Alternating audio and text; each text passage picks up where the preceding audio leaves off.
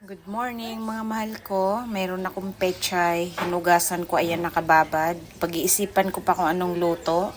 At ito pinapakulan ko pa yung buong chicken. Pero pinakat ko siya ng into enough size. Bahala na kung aking i-air fry. Ayan po, inaalis ko muna yung bacteria. Tapos titimplahan ko pag natapon ko na yung pinagkuluan po. Ayan mga mahal ko, naitapon ko na yung pinagboilingan natin, nagsisimmer na ulit. Nilasahan ko na po yan ng salt, pepper, and laurel, ginger at saka garlic. Ayan, at saka konting fish sauce po or patis. Para isisave ko yan yung pinagkuluan para sa aking chicken broth. Siguro mag-air fry na lang ako mga mahal ko at ang aking gulay. Ito nga pong aking pechay po. Ayan mga mahal ko. See you later. Takpan muna natin.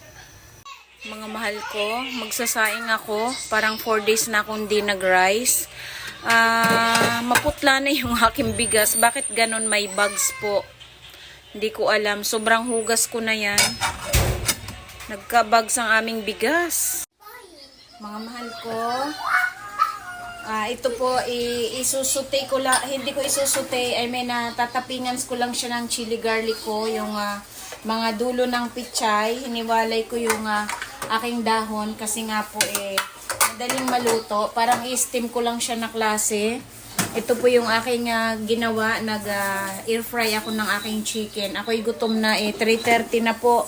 Hindi pa po ako kumakain pero naligo muna ako. Start ko na to mga mahal ko. Wait lang po Yan mga mahal ko, maglalagay lang ako ng aking chili garlic. At siguro kaunting toyo. This one? Or this one? Not bother mommy anak, I'm cooking. Kunti lang, kunti. At gusto ko lagyan ng aking vinegar na luto na mga mahal ko.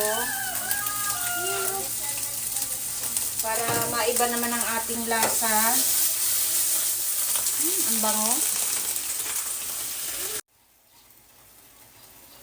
Sa sabaw mga mahal ko, maglalagay ako ng aking chicken broth. Ayan, konti lang po. Ayan ang aking pinakasabaw. Dadagdagan ko at baka gusto ni Bibi Mika kumain. Ayan, papakuluin ko lang. Pag medyo, siguro mga 2 minutes, luto na yan. Ilalagay ko naman, isusunod ko itong mga dahon, mga mahal ko ng pechay. Mga mahal ko, mag-a-additional ako ng chili garlic. At, oh no.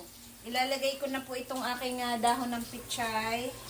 Pasensya na, mabigat ang ulo ko kasi yung tuwalya. Dahil hindi na ako, hindi ko makita yung aking clip, kaya hindi ko maalis yung towel, kakalat yung buhok ko po. Hayaan ko lang muna siya dyan ma-steam. Ayan mga mahal ko, balikan natin maya-maya. Ayan mga mahal ko, stop ko na yung flame ko, luto na yan, hindi ko napapatagalin at baka malabog. Ayoko po ng overcook na gulay, ipiplatings ko na siya mga mahal ko, saan ba mas kita dyan? Ayan, wait lang. Ayan, para makakain na at ako'y gutom na, alas 3 na, medya, magpo-4 na nga po yata Yan ang mahirap sa akin wala sa oras ang kain ko. Ayan mga mahal ko. Ganito lang, simple lang, 'di ba? Ang paraan, makakain na tayo ng preskong gulay, mga mahal ko. Wait lang po. Mga mahal ko, ilagay ko na tong aking in-air fry na chicken. Ito nga yung aking pinakuluan kanina, 2 legs at saka isang maliit na pitso. Sabi ko nga ang aking pagpakat kanina is tamang size lang po. Ito na siya. Tapos lalagyan ko lang ng chili garlic. Kakain na tayo doon sa table mga mahal ko.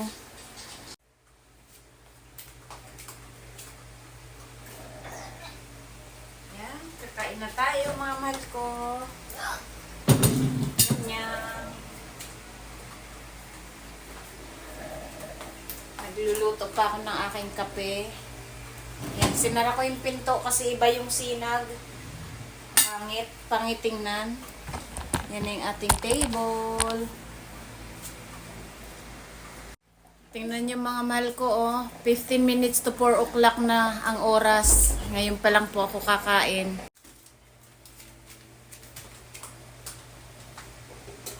I will get my coffee. Very strong.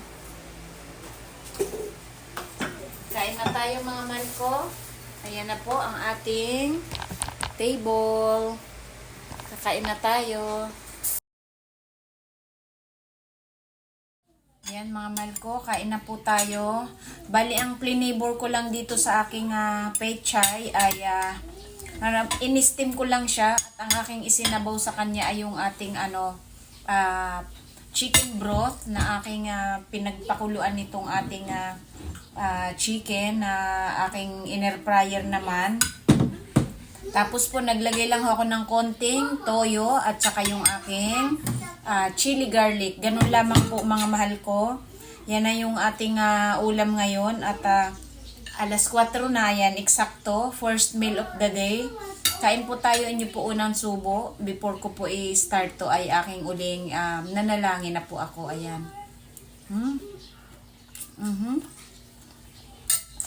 Ang sarap mga mahal ko. Ganun lang kasimple ang ating paggawa po ng pagkain.